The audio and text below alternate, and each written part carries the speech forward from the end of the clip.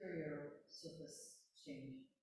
One of the options, you mentioned that the neighbors would weigh in on that. Yes, your vote. So one of the options was that the neighbors would agree that that's all right. Is that all standard? I mean, we have our building codes, we have ADR, and we have the council. So we have a real system in place for evaluating a property based on the merits of the property and not necessarily the opinion of a neighbor. And so I'm wondering if we were to go with that one, is that really appropriate to have a neighbor say yes or no? Well, and maybe our city attorney could weigh in, but neighbor consent provisions in zoning rules are illegal. They're unconstitutional. Doesn't matter. You can't abdicate. Yeah, it's on. I think none of the proposals before you are asking for neighbor's consent. The only one that touches upon a neighbor is when we're talking about a variance or an exception to the for the FAR.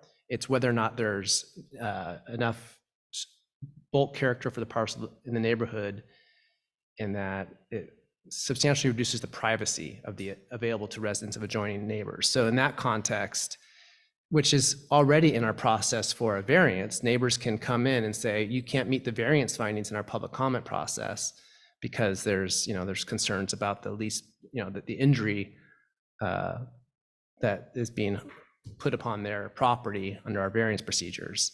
So I'm not, is there some other area you're proposing for neighbors to? I don't see it in the first section. We're talking about the demolition of structures. We're not asking for neighborhood consent. I think Roberta mentioned that a fence between 6 and 7 feet high would need the consent of the adjoining neighbor. But that's not in the staff report. That's right. That's why there's some confusion. Yeah, that's not, so as part of the minor exception process, and one of the examples to that is a fence, is that they would, talk to their neighbors about it. Again, it's not, in that case, it's a shared fence, so maybe in that sense, there is a little bit more of something to say for that neighbor, since it's also on their shared property line. In this case, as part of the minor exception process, there is that neighborhood outreach. So they would talk to their neighbors about it. It's not necessarily a requirement. They can still proceed with the application. But, it is part of that process that they reach out to their neighbors. I guess that makes sense if you're talking about a shared fence. Okay, was there other questions? No, it's just, these are two very different topics. I assume we're going to be taking them separately to talk about the exterior changes and then also the FAR variance, or the FAR changes. I Correct. think we should. Yeah. So do you want to start by asking questions about the demolition, or do you want to wait until public comment? I've already asked my questions. Okay. Thanks. Okay. Does anybody else have a question? I'm just wondering if we change on the first thing, the demolition, if we allow the change to the zoning code to eliminate demolition of structures regarding exterior surfaces, I assume that would save applicants quite a bit of money, and it would save staff quite a bit of time, as well as the council. Yes, that's correct, because they would just need a building permit. Can I understand how that would be interpreted? For example, say somebody wants to come in and switch from stucco to shingles. Under this, they would not have to come before the council. Is that correct? That's correct. What if they wanted to go from stucco to stucco, but add, 20% more windows? What would be the analysis or interpretation of that? So that would still be exempt as long as they're not going over that 25% threshold. So if, say, they're just replacing the siding or the stucco, that would also just require a building permit. Because my recollection is when I did my remodel, my architect said, we're allowed to increase windows a little bit, but it needs to be like so close.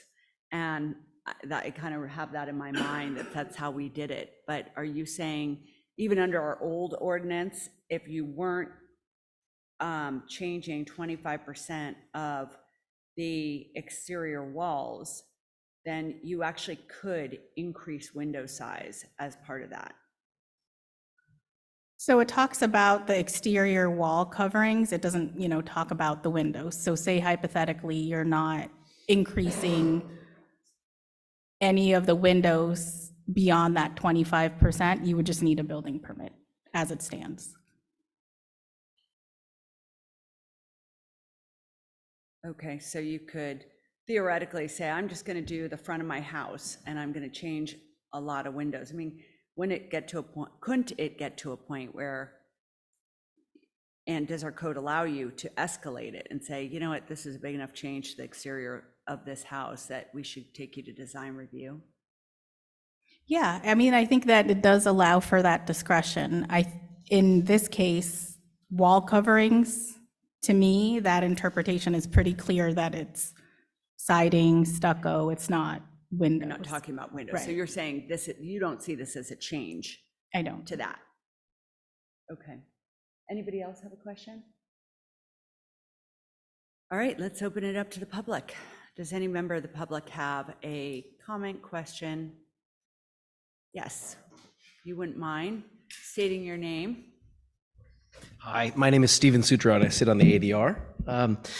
And I think this is a great topic to address. I think that in the design review section, there's something that also says that if removal of more than 25%, then it has to go to design review. So I think if that's a trigger that the council wishes to keep, that sounds great, because there's an opportunity where someone's removing a lot of surface area, and maybe that constitutes enough change that the design should be considered at that time. But I don't think it's a proper thing to be included in the demolition standards, just because every other jurisdiction uses wall studs and framing members to speak of demolition, and they do so purposely because it relates to opportunity to come to code, to come to current tax roll levels for assessment and so forth. And I think that's kind of proper or germane to those subjects. Yeah, that's all. Can I just ask you a question about that? What do you mean? I mean, the goal is to let somebody, or I think the reason why we asked for this to be agendized was because we wanted to save someone a trip to the council if they wanted to do repair, replacement of siding. But if they don't need a demolition permit, but they still need to come to council, we haven't really saved them any money. Correct. So Correct. how You'd have could to change the other one too. You're saying the design review code would also have to get changed? Yes, because it says that any project resulting in the removal or alteration of more than 25% of the exterior walls has to come in front of design review, which means ADR and council. And so if we're trying to avoid that bureaucracy, we haven't. So you're saying change both? Maybe. Mhm. Maybe. It depends if you would like to see projects that involve replacement of more than 25% of the siding, which I don't have a strong opinion about. Mhm. Okay, If it's in Thank you. kind, certainly not. right. I mean, I guess, yeah. Let's see if anybody, other member of the public has anything to say about this. Is there anybody on Zoom? No raised hands on Zoom. Thank you. Bring it back to the council. So So Roberta, should we take them- is there a downside to, if we were to do option one, that you no longer need to have a demolition permit? Is there, I mean, are there consequences that we're not looking at?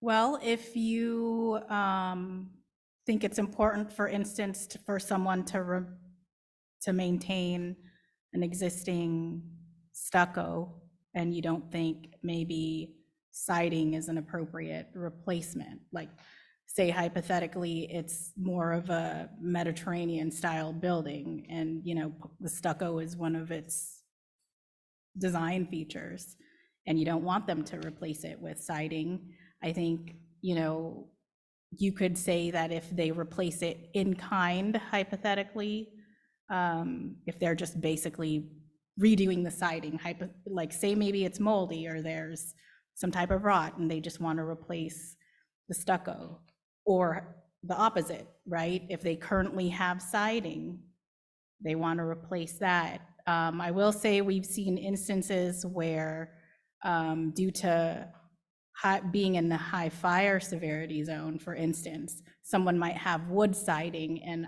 I've heard where their home insurance policy is asking them to replace that wood siding with stucco or something that's exactly like a cementitious fiberboard siding. So in those cases, that wouldn't really be in kind, right? Because they're going from wood to a stucco material or like some type of plaster finish. I would say those are some of the considerations. I do think that also based on some of the process in other jurisdictions, that's been sort of standard in the industry, that if you're just replacing, your siding or your stucco, it would just be a building permit. Now, if you're doing an addition and say hypothetically you're replacing 25% of the actual wall, so you remove that wall and then now you want to expand out, that would require design review and then go to the town council. Okay, let's see. It seems our ADR person would like to speak, and I will open it up from closing in the public session to hear what you have to say. Thank you for that. I just had one comment about the other subject, the FAR topic, and that is Belvedere is an example of a town that has that. They have kind of a special procedure called an exception to floor area that's separate from their variance section, but it's kind of similar.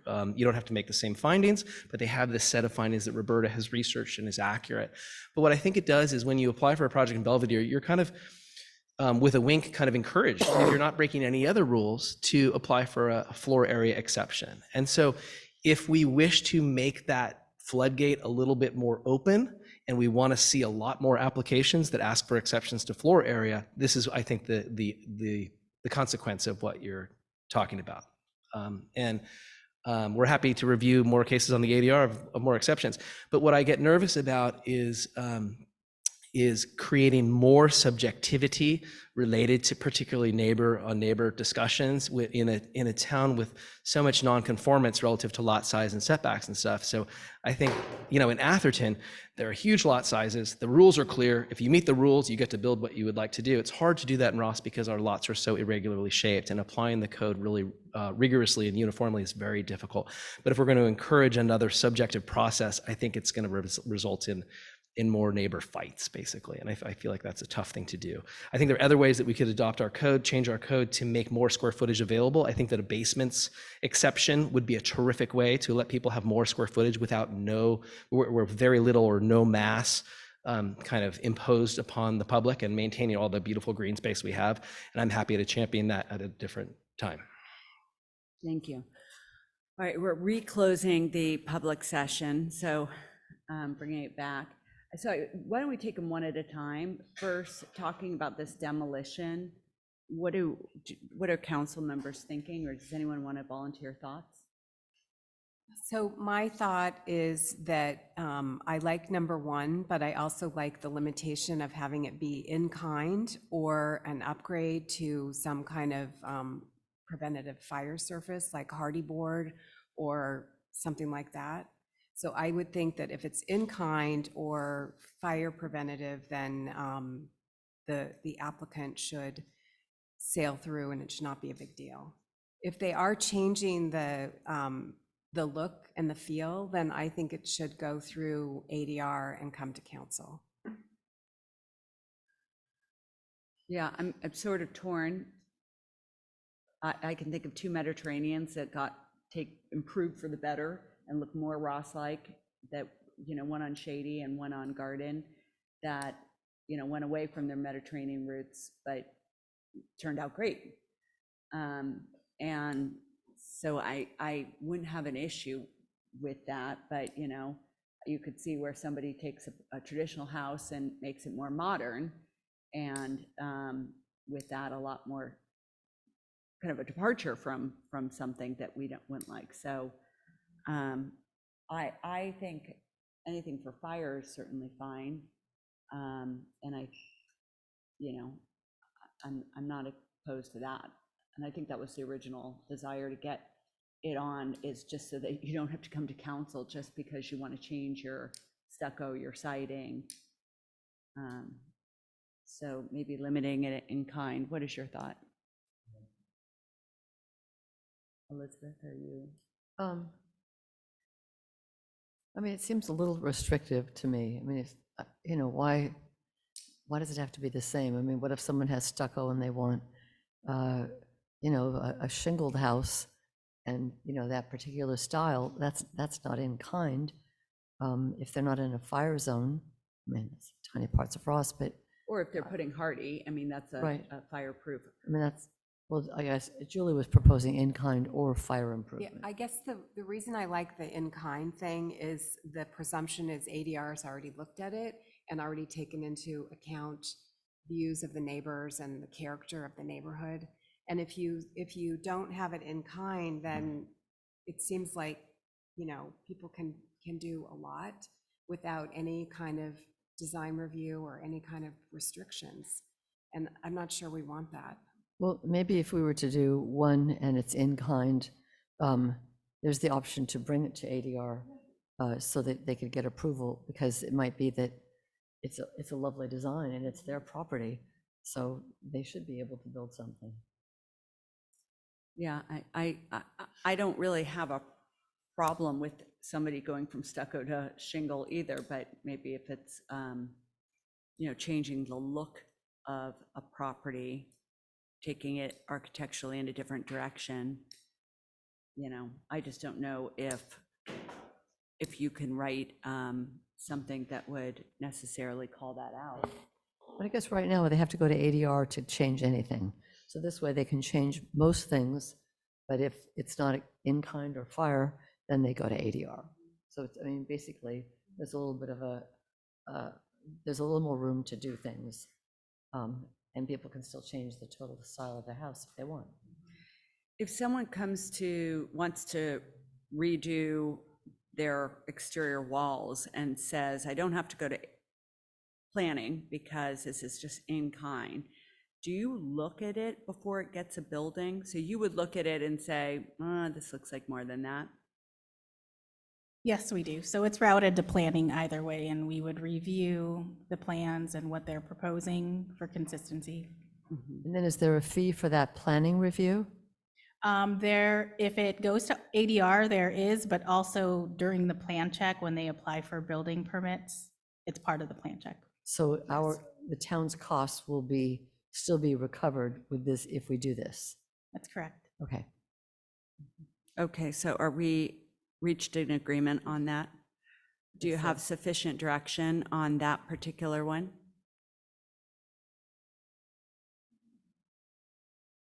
Okay, moving on to floor area. Does Pandora's anybody want to box. start? I mean, I'll start. I mean, that's what it is, Pandora's box. I don't know, that the town, as was pointed out, the lot sizes are small, the houses are different shapes and sizes, and we have a system that's worked fairly well through the years. And the sort of understanding is you buy a house and you have a certain FAR that comes with that house, and you can remodel it however you want, but not necessarily change that, because with changes to every house, there can be a totally different look in the town. So I'm a little worried about doing anything that changes the FAR.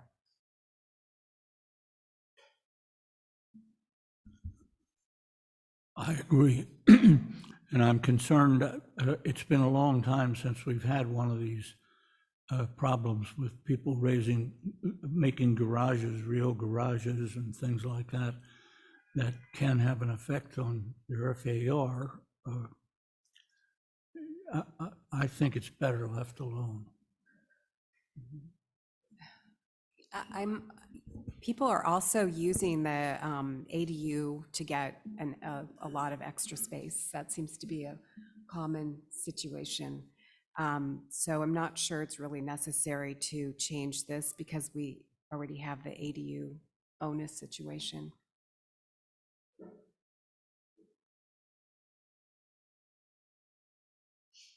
I have a question as between, if someone does want additional FAR, whether it's presented as an application for a variance or some application for an exception, what is the consequence, or what is the difference between those two procedures, both as far as the applicant is concerned and as far as the town is concerned?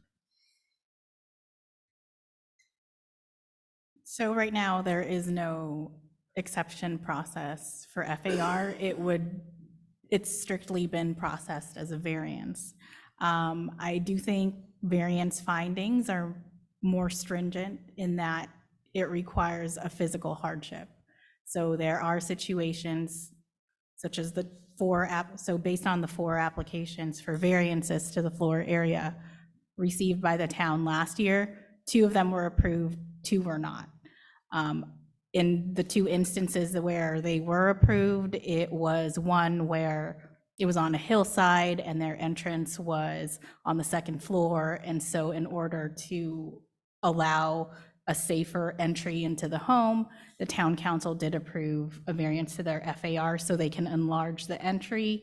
That way they're not climbing upstairs to get into their house, right? So that seems sort of valid. There are times when maybe someone just wants more floor area, right? So maybe those are not necessarily approved. I think in terms of adding an exception process, it changes the findings. You wouldn't be making variance findings, you would be making exception findings. Ben, I don't know if you have anything else to add to that process change. This microphone. The variance findings are also dictated by state law, what they need to be. And some cities have an exception process to come up with findings that they think are necessary for that type of category of use that they're looking at. So you have more flexibility in designing the actual findings that instead of a variance findings, if you go through the exception process and create that process. I mean, I have heard from residents who are younger and they are trying to live in Ross. It's very expensive. They get as much house as they can, and they have young families and they need some more room. And they run up against these impediments to adding FAR. And I frankly, having raised children, I'm somewhat sympathetic to that. Of course, we don't want mansions. We don't want to overdo it. We have problems with hillside properties and impervious surfaces and so forth. And as Councilmember McMillan pointed out, many people are now resorting to ADUs. So if we have ADUs plus exceptions, then we get more massive structures. But I am concerned about younger families who are struggling to have enough room to raise their families. I'm not sure how that plays out in terms of how I would vote on this, but it is a concern. I wanted to just say that, when I was looking to remodel and trying to see if I had any extra floor area, the only option I was given was a JADU, which would not be a JADU. So then it felt like I was going to apply for something, immediately open the space, the way the space would operate would be, it would be part of my house. So it's a game you play, and it's a game we're asking residents to play. And if you felt like that was unethical, you wouldn't do it. But if you're like, that's the game the town wants me to play, that's just a flip side. I do agree and understand the concern that once we put in an exception, it is a slippery slope. And yet I also think that we need to recognize that the reason why we have, I've heard as high as 90% of unconforming homes per lot, is because we built as we built, and we like what we have built. And our whole zoning code is like, having an anxiety attack that we won't like how people build, and yet our homes don't conform to the zoning already. So, on the one hand, we want diversity of housing stock, and we don't want to have, every 3-bedroom turn into a 4-bedroom or 5-bedroom. But on the other hand, the way the council used to do it, and I just want to say this because my dad did a 16-year stint, is they looked at what the addition was and they said, "Oh, doesn't seem like that's going to be any big problem for anybody." And it was subjective. I mean, it was subjective. And yet they allowed homes to have variances. And we used to get, when we do an improvement, we used to get all of the approvals for the property, which I think were really helpful because we would always be able to see how variances went before. And they were handed out like candy. Not legal, but they were handed out like candy. So if we want to get back to the practice of saying, okay, like we make good decisions and we'll continue to make good decisions. But I'm not going to deny the other concern, which is, that you'll get more of those. But already Ross residents who are remodeling are increasing floor area. They already are doing it. And the question is, do you want them to play the game of ADUs and JADUs? Or do you want to say, not, About 10 years ago, more than that, we had a lot of issues with the hillside lot ordinance. And you could get more square footage if you had excellence of design. And excellence of design meant, if you're a friend of mine, I think your design is excellent. If you're not a friend of mine, your design is terrible. And I reviewed about 15 years of decisions on hillside lot ordinances, and there was no rhyme or reason. It was totally subjective, and it was very, very unfair. And so I don't want to create a situation where we are opening the floodgates and introducing more subjectivity, because it feels like, oh, initially we're going to make people happy, but ultimately it's going to be a disparate treatment. And we're going to be back here in 5 years saying, this is a very unfair process. Well, and the other thing, I mean, I think that the sense people move to Ross because it's a beautiful town that's nicely built, and to say, well, we can make all these exceptions to FAR means that lots of things are going to be built very differently, and it may not be as desirable a town. And on top of that, there are ADUs and JADUs, so that people do have that option. I mean, it is sort of a game, but in fact, it's legal, and it's all of a sudden become a very appealing way to increase the FAR of the property. So especially with that available now, and with the slippery slope and Pandora box-like element, if we start to play around with FAR, I think we should keep things the way they are. That one project that you mentioned, it was very clear that that property would benefit from some an increased FAR. It wasn't a lot. It didn't hurt the neighbors, and that's the sort of review that at the ADR level and at the council level, that determination could be made. And I think that we have a system that's worked well for us for a long time, and I would stick with that. Yes. I think there's one other thing we ought to be thinking about here, and that is, I understand that the state is going to be looking over our shoulder about whether we're doing what we said we would do. I'm a little concerned about the state, about the use of ADUs that is being made now is not necessarily really for the purpose that ADUs are designed. So I think we should be very careful about doing things that might result in the state not liking the way that we're proceeding. So you would leave things as they are? Yes. Okay. Bill, any final thoughts? Well, I'm sympathetic to young families, but I'm also sympathetic to the argument. I'm sympathetic to the argument of young families. I'm also sympathetic to the argument that if we open the floodgates, we introduce subjectivity, which is not a good thing either. And I suppose we already have state laws that require non-discretionary approval of ADUs. And that is a state policy, not our policy. I mean, we're complying with it, of course, and we're relying on it to meet our RENA numbers. But I think it's a situation we already have. So in light of that, I suppose I will probably vote in favor of keeping our policy the way it is, subject perhaps to some future reconsideration depending on what happens. Well, I think this is just agendized as a discussion item, so I think there's been sufficient direction to staff to bring back something for further consideration on the demolition, and including looking at design review. And I don't know if your practice would be to bring it to ADR. I wouldn't be opposed to having that discussion. How do other people feel?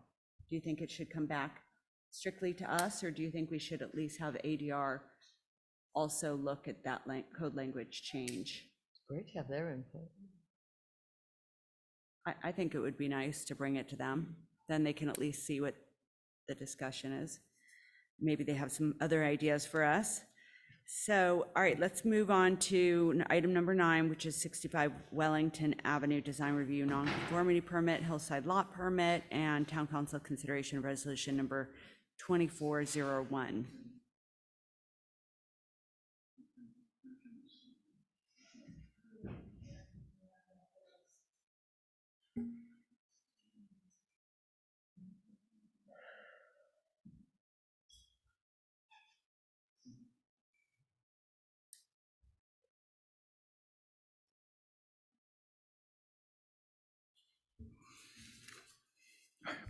Good evening, Mayor Breckus and council members.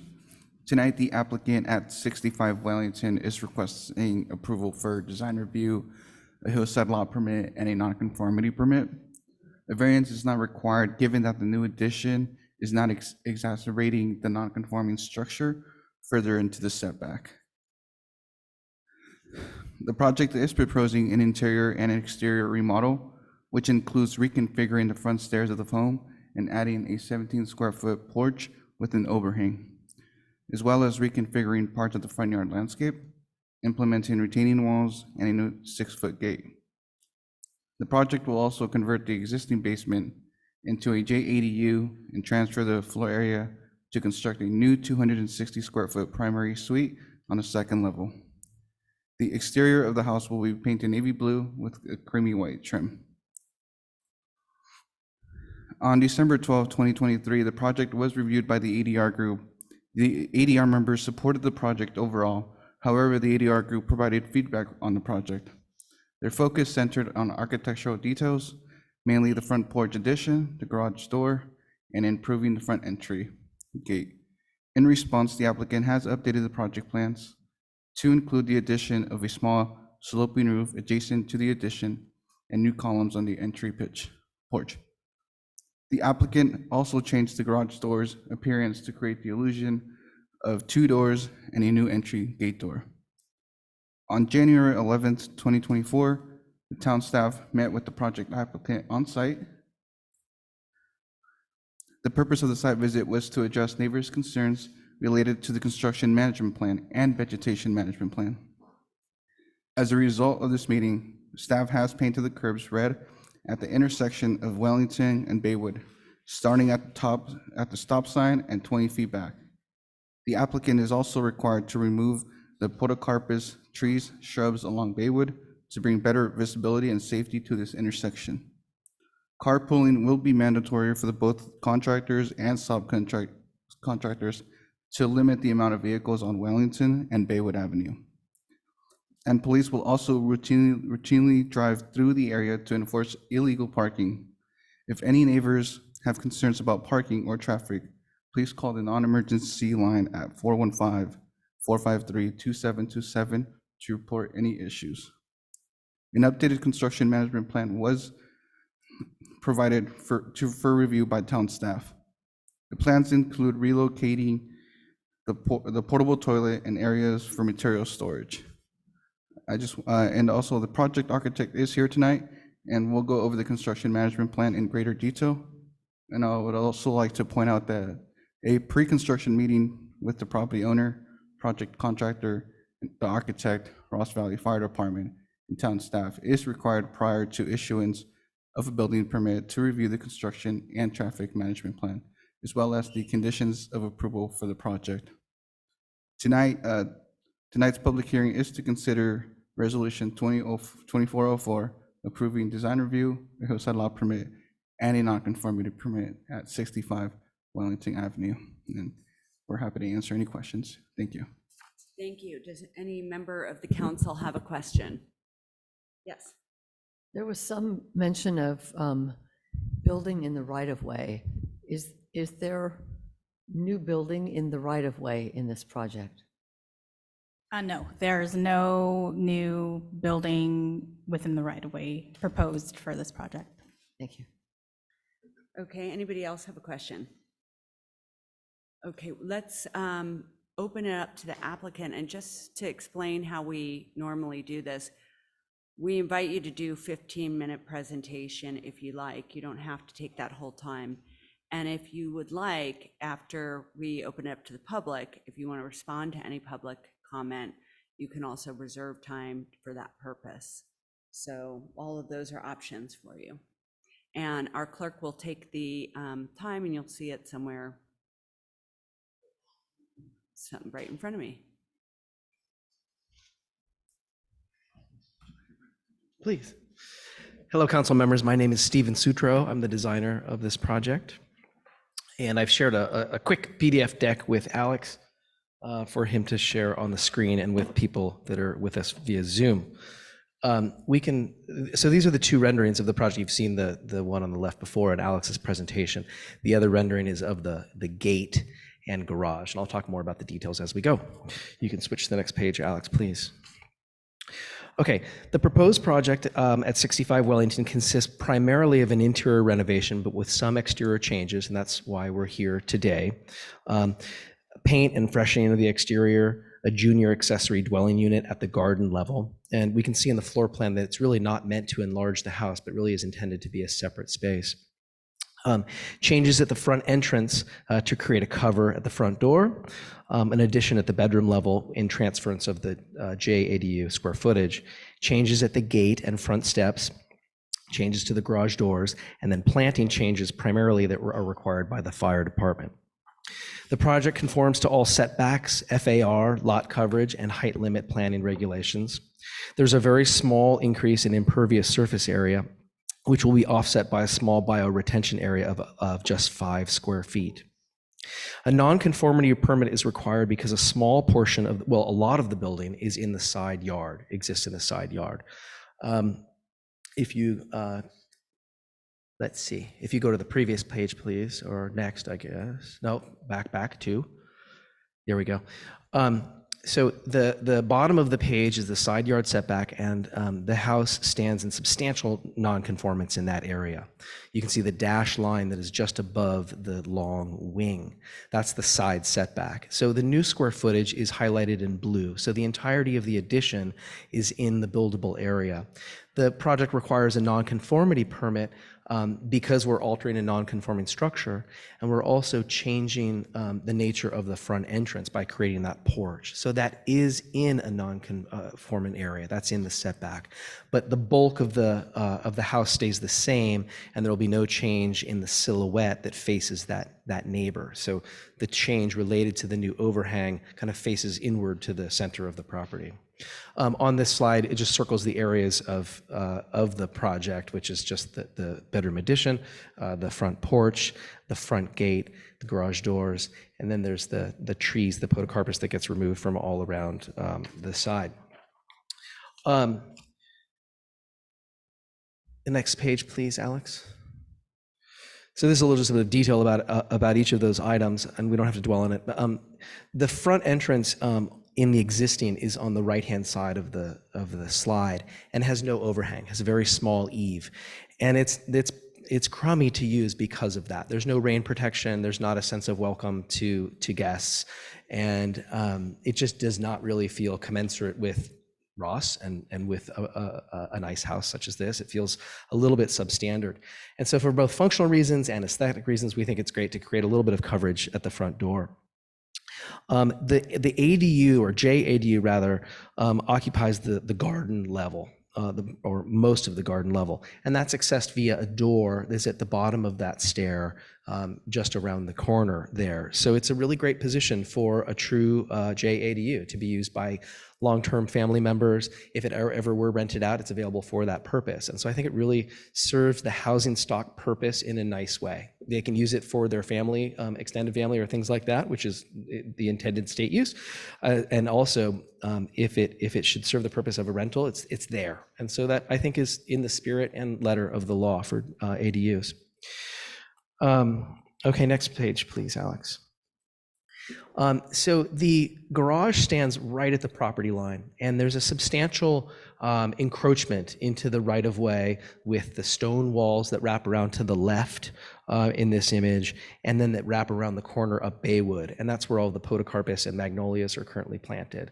And so we've worked with Rich Simonich to make sure that that can be permitted with an encroachment permit, kind of retroactively. There's not an encroachment permit in place for that. So he's worked with us to make sure that we can do that. And in discussion, the fire department thinks that the podocarpus is a big fire hazard. And none of the neighbors like it because you can't see around the corner as you drive from Baywood. And so the combination of the fire department requirement and the kind of navigational thinking from Rich guides us to not fighting that. That's a good idea for the neighborhood, I think. The nonconformance in or the encroachment gets reduced. The image at the right shows the existing stairs that descend beyond the face of the garage. So if you picture that the property line is in line with the face of the garage, there's a substantial kind of spillage into the right-of-way, not the current navigational right-of-way, but the real legal right-of-way. So we're retracting the steps because it's better for the street, it's better for the occupants. There's just a more graceful way to address the gate. It is a continuation of the existing fence that you see on the left. The existing fence on the left stays, and then we're mimicking it with the design of the gate. And then on the right-hand side of the gate is a new section of that with a new stone wall that matches the stone wall, but that's set in plane with the back of the garage, which is on the property formally and not in the right-of-way. The other part of substantial encroachment is the low retaining wall that wraps around the corner. That's been there for a long time, and we're lucky that Rich has seen that we can apply for an encroachment permit retroactively for that, though it's not part of this project to undergo any work there. Okay, next page, Alex, please. These are examples of garage doors. The comment from the ADR, we had kind of matched the siding, which is the current condition, but they said you could step up your game a little bit with those garage doors. And so we took a survey of what kind of garage doors were in the neighborhood. They're normal kind of 1950s style panel garage doors. The one on the right has a little bit of window, but otherwise is flat panel. So we've done recessed panel kind of carriage looking doors, which we think fits in with the neighborhood and is of a level of quality that matches the Ross standard. The next page, please. This is just a slide if anyone wants to talk about the exterior materials, but they're staying principally the same with the color change. So the composition shingles in charcoal color, the dark navy color, off-white trim. The stone wall is a vocabulary piece that's already there and is being extended. Oh, the front yard that Alex spoke about, so there's a little bit of grass there that is sloping, and so we're grading it down a little bit behind the fence so that there can be a little bit more usable space, but that's all kind of from the street view fairly well hidden by the fence. Next slide, please, Alex. This shows the podocarpus as you wrap around the corner on Baywood, and it would all be removed. Embedded in that are some magnolia trees that are quite nice, but don't get a lot of light, so they're pretty spindly, and so they meet the fire department standards in terms of canopy separation and so forth. So they're happy to have those magnolias stay, which is good because that will block a little bit of the view up towards the house. But when these podocarpus go down, you're going to kind of see their whole front yard all of a sudden. It'll be a little bit shocking. So there's a planting plan for low shrubs that meet fire department requirements in front of the fence, and then to keep those magnolias, which will hopefully thrive a little bit more. And you can see, I guess, there, the dash line, it's faint. I guess I could use this laser tool. Right about there, there's the property line there, that dash line. And so the curved wall extends into the public right of way. That's the historic wall. Next page, Alex, please. The ADR meeting was very productive and helpful, and they pointed out a couple trim details that we added to the porch. They also pointed out that in order to break up the massing of the second floor addition, we could wrap the eave around, which is a historic detail that the house had already going for it. And so it was great to get their improvement suggestions. The rest of the ADR meeting really consisted of neighbors presenting complaints about the construction and the construction management plan. And so that absorbed the majority of the time. We're aware of no questions or concerns that any neighbor has or any member of the public about the design. And so their nervousness about the project really stems from construction along a very narrow road where there's not a lot of parking and very legitimate kind of concern about construction activity in this kind of neighborhood, which is tough. So we have a construction management plan here, and Alex talked about it. But so we have a dumpster plan, which is that the dumpster, which is the dark gray rectangle on the right-hand side of the page, will only be there for 14 days.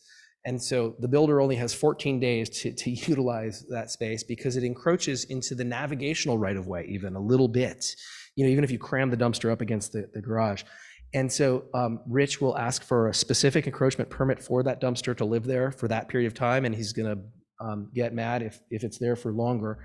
And then the rest of the refuse, that will be the bulk refuse, and the rest of the refuse will land on the front lawn behind the front gate, and we'll create a little corral of plywood if necessary to contain it. But it'll be a weigh station so that a dumpster isn't ongoing requirement, because the dumpsters are big and take up a lot of parking. And that way, if that space in front of the garage is empty, which is not a formal parking space and no one parks there, but during the project, people can drop off and pick up things, and deliveries often are a big burden for narrow streets like this. So that space will be kept empty, reserved for that purpose. Also, the neighbor to the left of this diagram, we had identified that the porta potty would go here. They were concerned because that's their entrance. That's a totally valid thing to point out. And so we don't really have any other street space, but we figured out with the porta potty company that we can put it also behind the fence on the front lawn, screened, and it will create a little bit more burden for the truck to service because they got to drag the hose up the steps and into the front yard, but it's a pretty convenient place for construction, or reasonably convenient, and it helps out the neighbor, so we were happy to make that concession as well. There's a carpool stipulation that we had gone back and forth with Alex and Roberta how it should be phrased, but we're making the notion of carpooling mandatory for the project, meaning that it is a component, and every subcontractor and the contractor will say that this is something that you have to do. That doesn't mean that every car that ever arrives at the site will have more than one person in it, because that's not enforceable or practical, but it's going to be a procedure of the project to have this carpooling. And I think that's it. Thank you very much. I'm here for questions. Yes, go ahead. I think the neighborhood is suffering from construction fatigue. Yeah. To put it mildly, right? Yes. And I just heard that perhaps the project will not start until spring of 2025. Is that correct? The Heather and Matt, the owners, are here, and they can shake their head or nod about that. They have said that is probably what they would do to let everyone recover from the fatigue, and also because it works with their life planning and so forth. So I think that's currently the plan, but I don't want to say so if that's not true. Yeah. So they thought, well, that could work with our lives, and it helps the neighborhood recover a little bit. So yes, I guess so. I have a question. How is it that floor area is being reduced? Because you've got a JADU, so you don't count that, but I'm confused as what's going away and Yes. what's being added. Right. It's because the JADU is absorbing more square footage or making it into phantom square footage than the addition. Okay. So in theory, if we had found space for it, we could make a larger addition and still be balanced in terms of official FAR, but that was as large as we thought was necessary to accomplish the goals and fit nicely within the buildable area. And what about the porch? Is the porch counting as? No, because it's less than 10 feet. I thought I saw that it. Is that, do I have that right, Alex? Or am I boffing that? Yes, More than 10 It's not. feet. It said adding a 17 square foot porch with an overhang, so. Right. It's, the way the code reads, as I understand it, is that if it's a 10-foot or more greater depth, Right, then the entirety of it counts towards FAR. okay. And so is that supposed to be measured in length or width? I don't know. We kind of think you get to choose, I guess. I mean, I think any direction, 10 feet, you're gonna. Maybe, but there are examples where you have porches that are 5 or 6 or 7 or 8 feet, and they kind of run all along the house. You know, they might be 30 or 40 feet long. I think the spirit of the code is to accept that from FAR so as to encourage those cool design features. So you think that you think a porch that runs 30 or 40 feet would be exempt from? That's my understanding. I mean, it's an interesting interpretation because it does. I hope that's the way, because I thought that was a cool way to allow people to do porches without punishing the square footage. It does talk about depth. Okay, so anybody else have a question?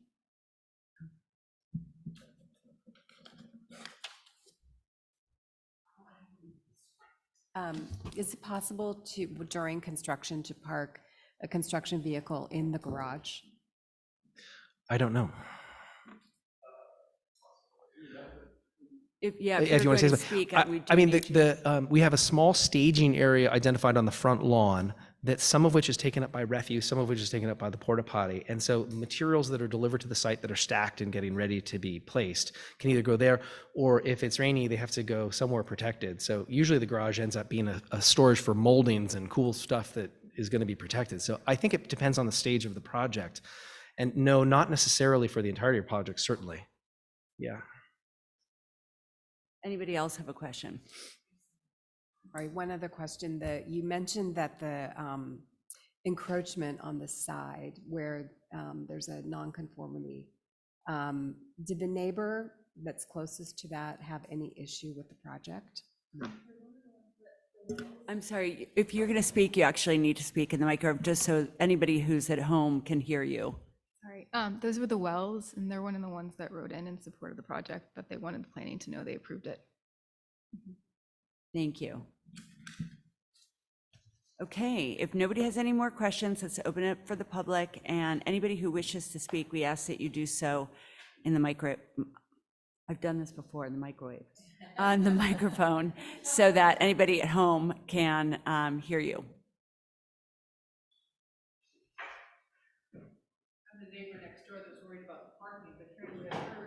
If you would just wait to speak until, thank you.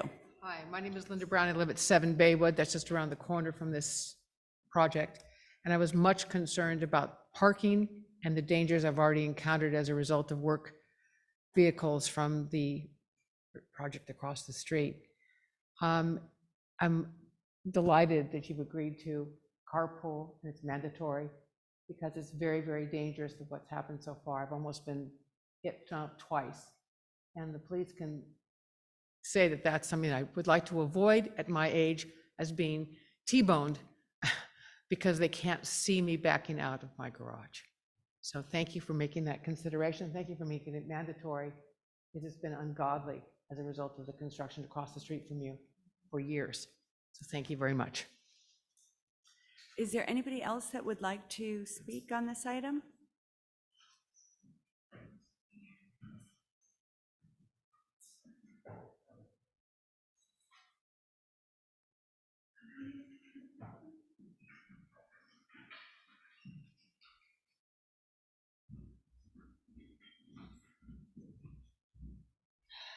Hi, my name is Eleanor Mann, and I live at 8 Baywood, and I hope you all got my letter that I wrote today. Not in your head, good, okay. Actually, what has been said here tonight has answered a lot of my questions. My biggest question was about the carpool. I see that it is actually going to be mandatory. Yes, good, great, fantastic. However, what Stephen said regarding the details was like, huh? That was details?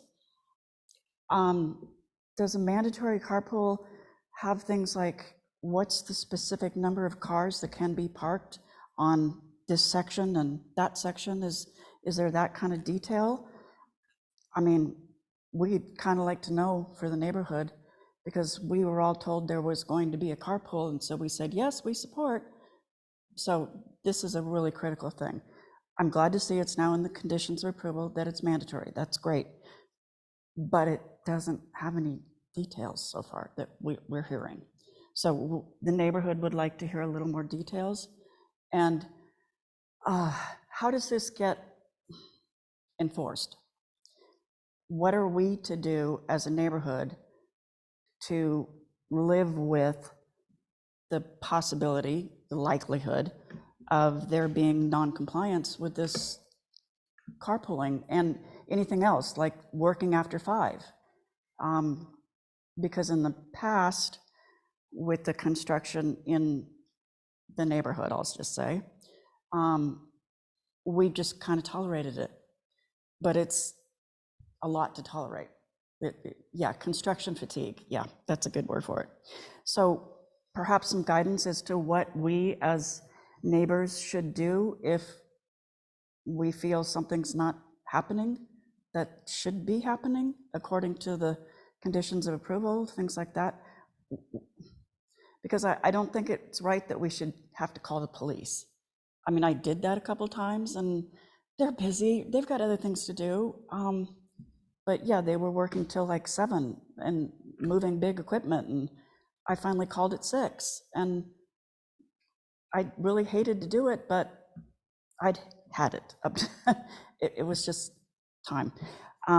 Anyway, that's all I'll say about the construction management plan. I hope it is enforceable. I really do. Another subject I have is in regards, in my letter, I attached those pictures regarding the encroachment into the right-of-way for the planters. Okay, so it'll now be under a separate encroachment permit. But my question is, now that the big, huge trees on the Baywood side are going to be cut down, and they're really what is the majority what's in that planter, do we need to have a planter that's that wide? Could it be pulled back? It would certainly open up the visibility for that really treacherous intersection. Because do they really need to have that planter that wide? Question. Okay, my buzzer went. That's it. Thank you. Okay.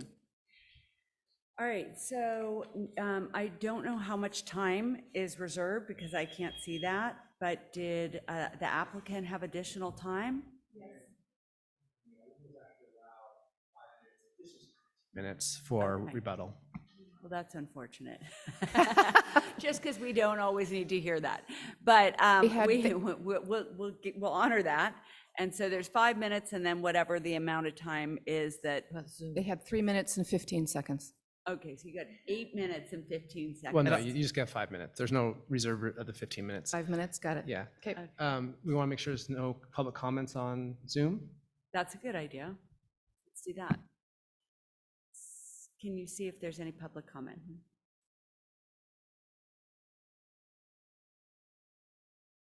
Dan? Yeah, hi, can you hear me? Yes. Great. Thank you to the Potts. Thank you to Nick for your guys' plan.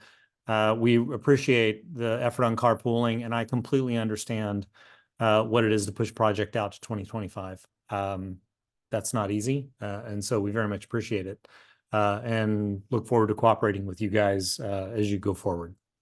So anyway, I know there has been a lot of talk about this particular project and so forth. I just wanted to say thanks for the efforts here. Thank you. Thank you. Anybody else?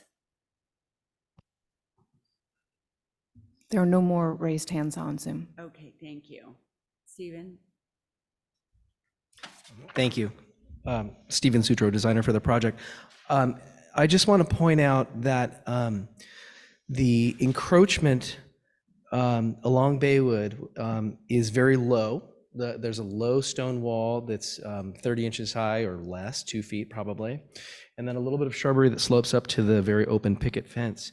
And it does not encroach very much, but it's significant kind of feature of the property. It's symmetrical around the pool. It's been there for a long time. All this mature landscaping is attached to it. It would be a very material thing to push that out of the right of way.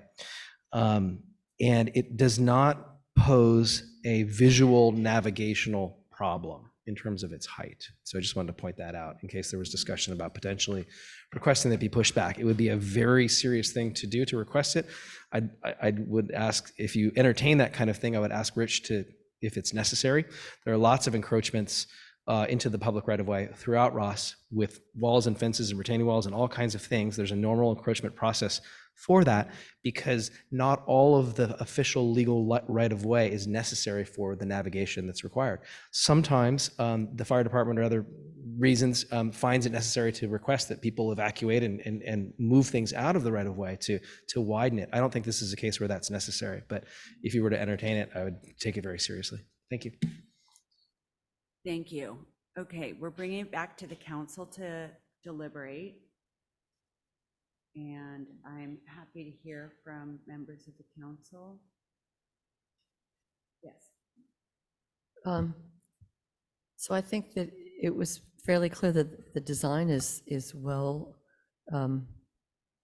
accepted, and that the main problem or the main challenge is the construction plan. And I think, I just think we want to be careful that, I mean, I understand that that the neighborhood's suffering from construction fatigue, but the rules for this project shouldn't be any different from any other project. So, I mean, if in the end they wanted to start it this year, I mean, I don't know that the town can say they can't. It sounds like they won't, and it sounds like that might be better for everyone, but I don't know that that's something that the town could require them to do, because that's not something we don't set the timing of a project for construction projects. Regarding the that low wall that's encroaching in the right of way, I mean, that actually isn't part of this project, so I don't know that it should be addressed now. It might be that at some time in the future, especially working with the fire department, the town should address all encroachments and consider removing anything that's encroaching in the right of way for parking and fire safety reasons, and have some guideline that, like, you get 10 years to remove your encroaching structures or when you sell your house. But I don't think that that needs to be part of this project, because it isn't part of the project. Yes. I agree with what Elizabeth just said, but I also live in the neighborhood, and I too am suffering from construction fatigue. And I think the town is doing a better job of trying to manage the traffic and the parking. And I'm confident that with this project, the town staff will work out a detailed construction management plan about the parking and the carpooling. And there are ways for the neighbors to address concerns. So I'm comfortable with that. And I appreciate that the applicant is willing to voluntarily continue their project for a year. I think that will help with the neighborhood situation. There's lots of issues that have come up with this application that really aren't relevant to the application itself, the design, or, whatever's going on the property. And it's too bad that those issues have been mingled with this design project. I'm sorry that the applicant has had to undergo that kind of scrutiny and those kinds of comments. I think we do need to work better, Chief Pata, to make sure that drivers are actually stopping at the stop sign at Baywood and Wellington. I always stop, because I'm an old lady. But I stopped the other day, and I was going up and turning left off of Wellington onto Baywood, and I'm not going to say the color of the car because that would give it away, but I'm stopping and this car just blasts through and comes around me, and I'm looking at the person, and I know the person very well. And it's like, I can't believe you're doing this. So I don't know if we need to have a little sting operation, or we need to increase education. It is a very congested, well-used intersection because so many people live up Wellington and up Baywood. But that's not part of this project. So I fully support this project, and I'm willing to make a motion to approve the project. Okay, Beach, Bill? I have suffered from the construction activities of neighbors. I learned a lot about Mexican music during a year or so. Oh, Lord. Huh. Voluntarily. But this is just something that is going to occur in this town when people want to improve the properties that they own. We've got to do the best we can to minimize those problems. But as I think has been pointed out correctly, this is not the time to do it. There is a phone number for calling the police. It's not an emergency number. It was cited in Alex's report. And if it's bad enough, call it. If you don't want to call it, then it's not bad enough. It's your choice. I don't mean by that to demean any of the neighbors. I understand that it's through my own experience that it's can be a very frustrating thing. But we all have to just put up with our neighbors improving things, and the town obviously is going to do the best it can to insist on conditions in the construction plan to minimize those. Other than that, I think it's a great project, and I will vote in favor of it. Bill? I'll stop. Yeah, I'm in favor of the plan as well. If Councilmember McMillan has made a motion, I would like to second the motion. Okay, let me just add, I love a blue home, so I thought it was really pretty addition to the neighborhood. If the planter with the new plantings is a visibility issue, that doesn't mean the council can't review it. We have actually, in the past looked at, an area that just we thought was obstructing a turn. And so, it's both, we don't know if it will be, we don't know if this will improve it to the point that we all think it will. Sounds like it will, but I'm just saying there's no, guarantee encroachment permits can be revoked. So I don't think we need to go there. We can't do things like post somebody there and say, are you with two people or not? I mean, that's just not a feasible thing for us to do. And I also think we can't do something different for this project. And I also agree with you that, we can't make it an enforceable condition to start in 2025, because if the applicant wants to start earlier, that would be their prerogative. So, yeah, I think that's all of the things that have been said. So with that, does somebody want to make a motion? I already have a motion and a second. Got it. All right, there we go. All right. Councilmember McMillan? Councilmember Cool? Aye. Councilmember Robbins? Aye. Mayor Breckus? Aye. Mayor Pro Tem Kircher? Aye. With a vote of 5, the motion passes. Okay, so we're going to move on. And the next item is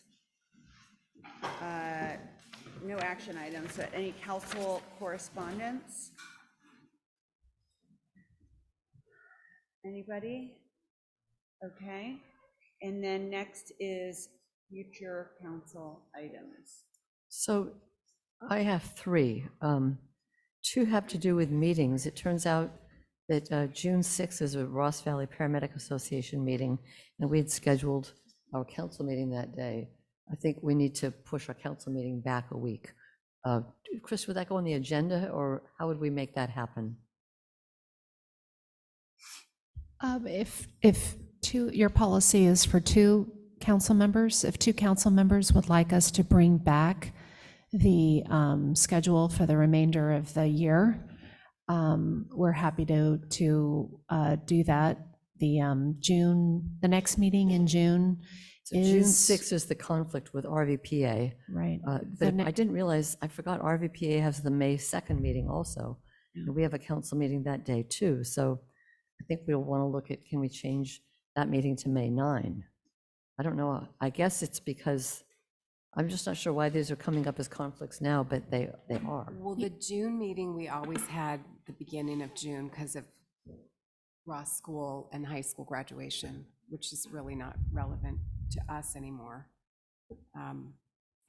Right, without a Right. council member with a graduating student. Right. I don't know why. Well, I think it's not, it wasn't just because there was a council member with the graduation. It was, I think it was because we also felt like half the town was pretty focused on something else. But that doesn't mean that there couldn't be a change to that. And it sounds like there's two people. Yeah, I support So- bringing that back.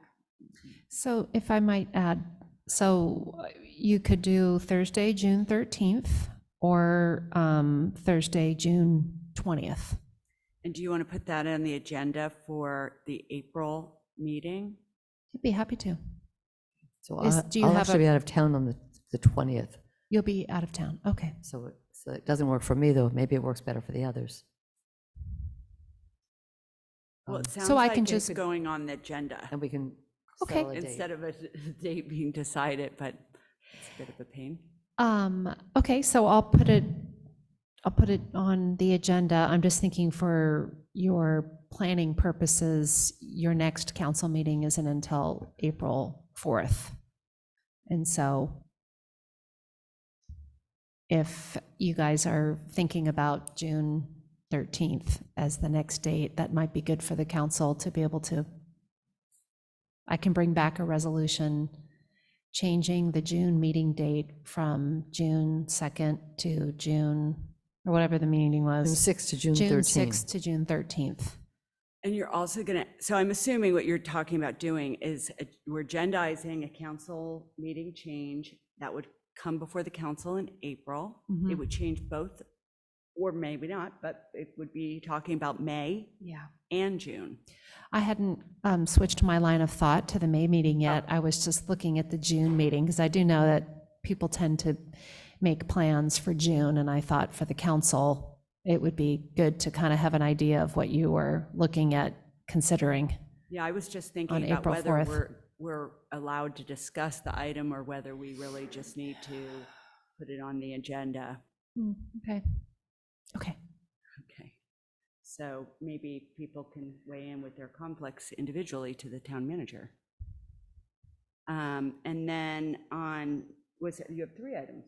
Yes, so the other one is, there have been some concerns about pickleball and about the noise of pickleball, and should pickleball, not the town courts, I don't know that we've heard anything about pickleball players in the town courts bothering neighbors, and I think that's been a very successful trial, but I've had a call about someone concerned about about a possible pickleball court or a possible sports court, and pickleball is known to have really significant, noise impacts, and so the possible agenda item is, should we take a look, and some towns have outlawed pickleball courts, unless it's 600 feet from a property line. So the council item would be, should we discuss the town's noise ordinance, and specifically consider any restrictions on pickleball courts or using pickleball, playing pickleball in a tennis court? So that's the specific item. I'm assuming this item would be heard after April 4th. Why is that? You don't want to do So it? Beach and I don't have to hear the pickleball item. Oh, you guys are chicken. Wow. I Could maybe support get that on the recused because agenda. he's, Beach, you could get recused because it might come up on at the Lagunitas Club. Well, I live across the street from a pickleball court.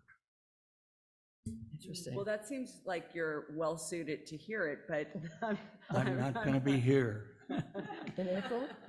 Okay, so the question is, do Oh, we if have it comes 2 up in April, people yes. willing to support this? Okay, so, But I don't, it doesn't have to be in April. I mean, I think we want Yeah. some please not in April. some comparisons as to how Yeah. other jurisdictions are handling this issue. We'll need a little bit of time to look and see what we've got going on the upcoming agendas, and we'll get it back as soon as we can. May be helpful to email blast about that, since people might not understand they're talking about their property.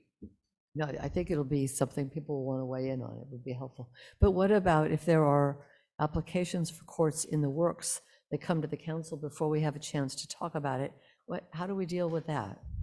We have yet to see a pickleball court application in my 12 years. Okay. Just for, I mean, I'm so aware unless of- there's a rash of pickleball. I mean, I'm aware of two possibilities. That's how this came up. Okay. Okay. Otherwise, I wouldn't just, make a pickleball rule for nothing. Right. But there's an interest in talking about it. And is that your third item? or That's your the third item. Okay. So I'm done. Okay, okay. So we've heard those items. I think we have some direction. Anybody else have a future council item? Okay, so now we're going to move on to open time to public expression. Do you see anybody, would anybody like to be heard who's here? Is there anybody on Zoom? There are no raised hands on Zoom. Great. Okay, we will adjourn and go back into closed session.